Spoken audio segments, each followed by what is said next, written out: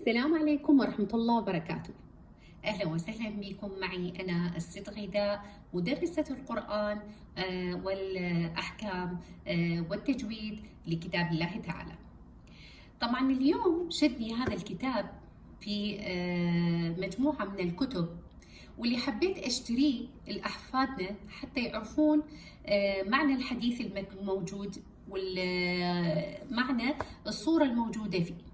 هذا الكتاب يقول الأحاديث والأذكار النبوية المصورة للأطفال، بمعنى احفظ ولون. يعني احفظ ولون أيضا إنه هذا الكتاب فيه أحاديث، وتحت كل حديث صورة مثل هذه الصورة. هذه الصورة كنموذج لوناه قبل قليل حتى نعرف شنو معنى هذا الحديث مع الصورة. أول حديث هنا قال الرسول محمد صلى الله عليه وسلم: كلمتان خفيفتان على اللسان ثقيلتان في الميزان حبيبتان إلى الرحمن هما سبحان الله وبحمده سبحان الله العظيم.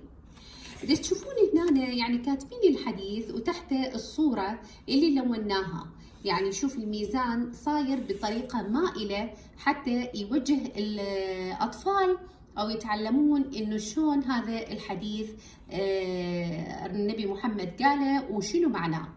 فهذا الكتاب فعلا شدني إلى الأشياء الموجودة داخل الكتاب. مو بس هاي، يعني رسومات كثيرة، تعلمنا الوضوء، تعلمنا أيضا شلون إنه ما نبذر بالماء، تعلمنا الصلاة، وبنفس الوقت يلون الطفل الصورة الموجودة لهذا الحديث. طبعا هذا الكتاب كلش عجبني واشتريته حتى نعلم أولادنا به إنه يحفظون أحاديث مو بس الآيات القرآنية. حبيت أشوفكم هذا الكتاب، وإن شاء الله إذا تحبون تشترون من عنده فأكيد موجود في المكتبات أو موجود عند الشخص اللي طبعه واللي حاب إنه يذكره ويجعل الأطفال يتونسون به.